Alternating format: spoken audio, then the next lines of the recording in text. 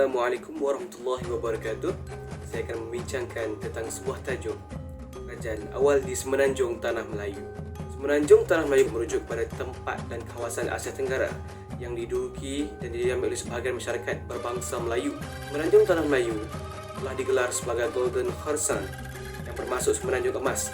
Gelaran ini diberikan oleh seorang ahli astronomi dan juga ahli matematik yang terkemuka di Yunani, iaitu Claudius Ptolemy. Selain itu, menurut kitab At-Tarikh Salasilah Negeri Kedah, Tanah Melayu atau Semenanjung Tanah Melayu merupakan pada dahulunya dikenali sebagai Tanah Segara, iaitu Tanah Segara Masin. Hal ini dikatakan demikian kerana Semenanjung Tanah Melayu terletak di laluan-laluan perdagangan yang menghubungkan barat dengan timur, iaitu menghubungkan Lautan Hindi dan Laut Cina Selatan. Kedua-dua laluan ini merupakan laluan yang utama bagi aktiviti perdagangan pada waktu tersebut, sebab ada kerajaan yang besar di China dan juga di India. Pertembungan kedua-dua tamadun ini telah menjadikan Semenanjung, iaitu kawasan yang terletak di antara laluan perdagangan tadilah, iaitu kawasan Semenanjung Tanah Melayu, sebagai kawasan yang kerap dilalui oleh para pedagang dan menjadi pesat dengan aktiviti perdagangan. Semenanjung Tanah Melayu juga terserlah dengan kekayaan hasil bumi serta bahan-bahan eksotik seperti sarang burung, kayu cendana, gahara dan pelbagai spesies binatang yang hidup di Semenanjung Tanah Melayu. Ini menjadikan Tanah Melayu sebagai satu tempat memburu yang lumayan bagi para pemburu haiwan-haiwan eksotik. Oleh itu, sudah mesti wajarlah Semenanjung Tanah Melayu pada ketika itu diberi gelaran sebagai Semenanjung Emas atau Tanah Segara Masin kerana kedudukan geografinya yang strategik dan bentuk muka buminya yang kaya dengan pelbagai hasil bumi dan galian.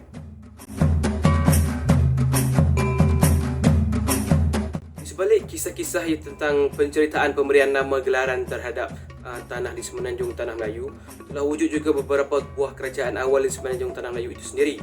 Hal ini dapat dibuktikan melalui penemuan bukti aktiviti perdagangan yang berlaku pada ketika itu. Menurut daripada sumber bertulis manuskrip Ramayana, telah mengatakan bahawa telah wujud pelabuhan-pelabuhan yang berskala besar di kawasan Nusantara, di mana kapal-kapal juga membawa muatan-muatan yang besar menuju ke India sebagai medium membawa barang dagangan. Selain itu, kerajaan-kerajaan awal yang wujud di sekitar kawasan Nusantara ini juga telah disebabkan oleh kekuatan yang dimiliki oleh kerajaan Funan. Yang pada ketika itu kerajaan Funan menguasai keseluruhan kawasan Semenanjung Tanah Melayu dan dari segi politik, ekonomi sejak awal abad Masihi lagi. Semestinya kerajaan yang besar seperti Funan memerlukan bekalan bagi membantu perkembangan ekonomi mereka, perkembangan perdagangan mereka yang pesat. Antara produk yang sering diperlukan oleh kerajaan Funan adalah seperti kayu cendana, kayu gaharu, resin, damar, emas, timah, kapur barus dan kemenyan, di mana barang-barang ini sangat mudah didapati di Semenanjung Tanah Melayu. Jadi seiring dengan perkembangan ekonomi kerajaan Funan, kerajaan-kerajaan awal di Semenanjung Tanah Melayu juga mengalami kepesatan disebabkan laluan-laluan perdagangan yang digunakan sebagai para pedagang, media para pedagang untuk singgah, berdagang, berehat dan sebagainya. Ini menjadikan Semenanjung Tanah Melayu sebagai satu kawasan yang semakin maju mengikut arus perubahan pada zaman tersebut.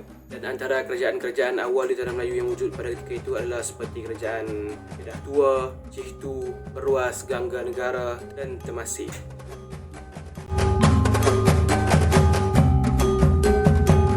Kemunculan kerajaan awal Kedah Tua telah dipercayai bermula abad ke-4 hingga abad ke-14 Masihi di Tanah Melayu itu sendiri. Kerajaan ini dipercayai telah bertapak di kawasan Lembah Bujang, kawasan yang terletak di antara Sungai Muda di selatan dan Sungai Sala di sebelah utara Kedah. Tempatan kerajaan di kawasan tersebut telah menyebabkan berlakunya perkembangan. Perkembangan di kawasan tersebut telah meliputi Kedah Tua sebagai pusat perdagangan khususnya dan juga sebagai pusat penyebaran kebudayaan yang merangkumi ajaran Hindu dan Buddha. Berdasarkan sumber bertulis dan data arkeologi, Lembah Bujang telah digunakan sebagai pelabuhan untuk aktiviti perdagangan sejak awal abad Masihi lagi, dan wujud sebagai sebuah pelabuhan interport sejak abad ke-5 hingga ke abad ke-17 Masihi. Berdasarkan jumpaan-jumpaan seramik Belanda yang masih banyak di kawasan Sungai Muda dan di Sungai Mas dan juga di Pangkalan Bujang. Wujudan kerajaan ini dapat dibuktikan melalui penulisan sastra India yang ditulis sejak abad ke-2 Masihi lagi. Berdasarkan sumber-sumber penulisan sastra India yang menceritakan tentang syair-syair Tamil, iaitu Patinapalai, Silapadikaram dan kesastraan Sanskrit, iaitu Kota Siregar-Sagara. Telah diketahui bahawa Kedah Tua pada masa tersebut berfungsi sebagai sebuah pelabuhan yang sangat penting. Berdasarkan sumber bertulis daripada India, kerajaan Kedah Tua dikenali sebagai Kataha ataupun dalam bahasa Sanskrit disebut sebagai Kataha Nagara. Namun begitu dalam bahasa Tamil pula, Kedah Tua dikenali sebagai Kidaram dan juga ataupun Kadaram yang bermaksud kuali. Kerajaan ini juga dikatakan sama dengan kerajaan Kalah seperti dicetak dalam sumber-sumber Arab sekitar abad ke-8 Masihi. Dalam sumber Arab tersebut dikatakan terdapat sebuah lokasi perdagangan yang dikenali sebagai Kalah ataupun Kalahbar, dan lokasinya dipercayai terletak di sekitar kawasan Asia Tenggara.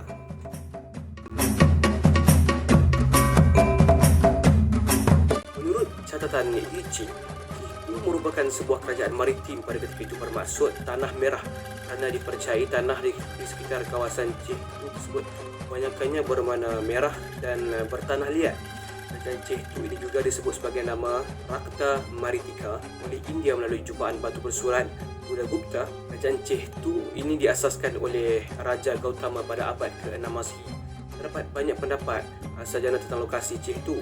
Ada yang mengatakan kerajaan ini terletak di Kelantan, Pahang, Patani dan Songkla. Berkemungkinan besar kerajaan Chehtu ini bermula dari Sungai Kelantan, kerana menurut Nazaruddin Zainun, lokasi Chehtu yang paling sesuai adalah di bahagian pantai timur semenanjung Tanah Melayu. Berdasarkan bukti penulisan dan bukti arkeologi, adalah menunjukkan bahawa wujud sumber-sumber dari China dari zaman dinasti Sui dan dinasti Tang.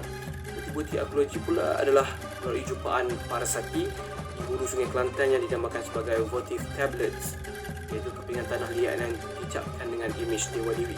Sampai itu kerajaan Chehtu mempunyai pencapaian dari segi pemerintahannya yang sistematik.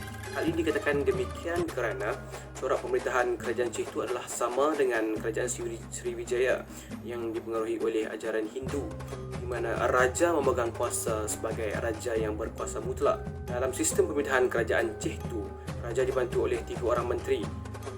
Keterangan terperinci tentang aspek pentadbiran Chehtu muncul dalam sumber China, iaitu dalam Chi Tu Gouji, iaitu sebuah catatan hasil kerajaan Sui yang mengatakan bahawa kerajaan Chehtu telah mempunyai sistem pemerintahan yang kompleks dalam bidang pentadbiran dan juga kehakiman. Dari aspek ekonomi, kerajaan Chehtu dikatakan kaya dengan hasil bumi seperti emas dan hasil hutan. Hal ini dibuktikan dengan penemuan arkeologi di Sungai Kelantan, iaitu terdapat kesan-kesan perlombongan emas dan logam timah kuno. Kekayaan ini dapat dibuktikan dengan ufti-ufti yang diberikan kepada kerajaan Sui, iaitu sebuah mahkota emas berbentuk bunga raya. Kerajaan Chehtu mengamalkan ajaran agama Hindu, Buddha, kerana kerajaan ini sebahagian daripada Empire Funan. Catatan Cina ada mengatakan bahawa Raja Chehtu mempunyai istana yang terletak di hulu Sengzi dan dikatakan mempunyai 3 gerbang yang terletak lebih daripada 100 langkah setiap satu, lukis dengan gambar-gambar bodhisattva dan digantung dengan bunga dan loceng. Kerajaan Beruas dikatakan wujud hasil daripada penemuan batu-batu nisan di Raja Aceh yang ditemui di kawasan Beruas. Ini secara tidak langsung berkaitan dengan sumber sejarah yang diperoleh oleh ahli sejarawan yang mengatakan bahawa Raja dari Aceh iaitu Sultan Malik Al-Mansur beserta rombongannya telah lari dari Aceh dan mereka pergi ke Beruas. Pada ketika itu, Beruas merupakan sebuah pelabuhan yang besar di utara Semenanjung. Apabila mereka sampai ke Beruas, Sultan Malik Al-Mansur telah berehat di bawah pokok Beruas. Beliau telah menamakan Beruas sebenarnya beliau berehat di bawah pokok tersebut. Dikatakan juga bahawa orang-orang Aceh memainkan peranan penting dalam pembukaan kota Beruas itu sendiri. Beruas telah dipimpin oleh beberapa orang pemimpin seperti Syamsul Baharin, Laik Ismail dan seterusnya, ditakluk oleh kerajaan Siap.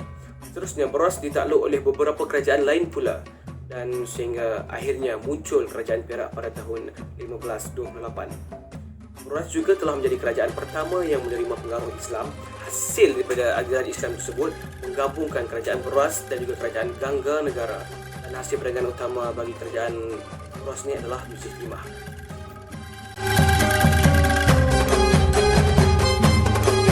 Nama Gangga Negara telah diambil daripada sebuah sungai yang terletak di India, iaitu Sungai Ganges, dan nama negara daripada bahasa Sanskrit yang bermaksud negeri.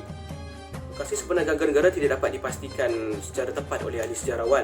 Ini kerana dia mempunyai penempatan yang tidak tetap. Ini menyebabkan ahli-ahli sejarawan saling mempertikai antara satu sama lain. berdasarkan kitab sejarah Melayu. Kerajaan ini kemungkinan besar terletak di daerah dinding iaitu Manjung di kawasan selatan Gunung Bubu. Kerajaan ini telah dikatakan wujud pada abad kedua dan tidak tolak kemungkinan bahawa kerajaan ini telah wujud lebih awal daripada jangkaan tersebut. Menurut sebuah lagi catatan sejarah Melayu, Syed Merung Mahawangsa telah mengatakan bahawa Gangga Negara kemungkinan telah diasaskan oleh anak Merung Mahawangsa itu sendiri, iaitu Raja Ganjil Sarjuna dari Kedah yang dikatakan sebagai keluarga Diraja Khmer tidak lewat dari abad kedua. Antara bukti yang dijumpai, benda-benda purba yang berupa arca Buddha yang diperbuat daripada adunan timah di Pengkalan Ipoh, Lembah Kinta, Tanjung Rambutan dan juga Sungai Siput. Perjumpaan arca-arca Buddha ini telah dianggarkan diperbuat kira-kira pada abad ke-7 dan abad ke-10 tahun Masihi. Hal ini telah menguatkan lagi spekulasi bahawa kerajaan Gangga Negara telah mewujudkan kerajaan mereka di negeri Perak. Namun begitu, kerajaan ini telah musnah dengan serangan Raja Rajendra Cholan I dari Coromandel, India pada tahun 1025 sehingga 1026 Masihi. Hasil peperangan ini ramai yang mati dibunuh. Hal ini menyebabkan kerajaan ini pudar dan hilang buat selama-lamanya.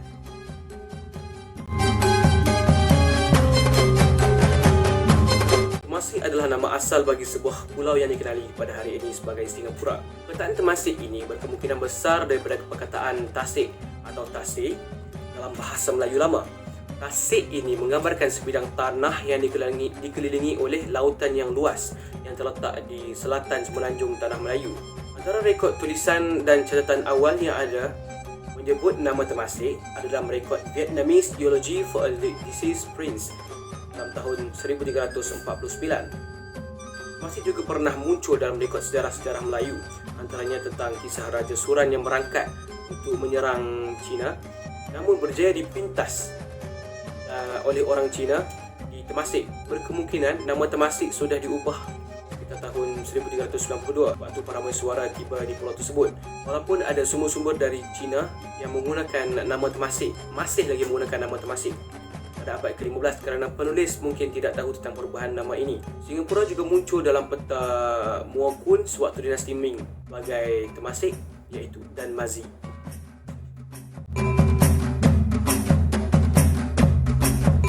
Sebagai kesimpulannya, sebenarnya Tanah Melayu merujuk kepada tempat dalam kawasan Asia Tenggara yang diduduki oleh dan didiami oleh sebahagian masyarakat yang berbangsa Melayu.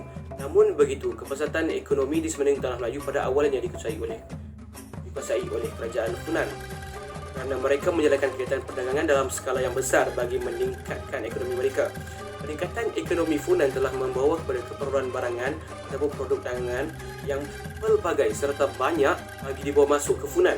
Oleh itu, semenanjung Tanah Melayu sebagai tempat utama bagi kerajaan Funan untuk mendapatkan sumber-sumber perdagangan dan bekalan bagi mereka. Oleh itu, menerusi kegiatan perdagangan, pada ketika itu dapat dirungkai bahawa telah wujud beberapa buah kerajaan awal di semenanjung Tanah Melayu. Kerajaan awal ini terdiri daripada Kerajaan Kedah Tua, Cihtu, Ruas, Gangga Negara dan Temasek. Sekian daripada saya. Terima kasih.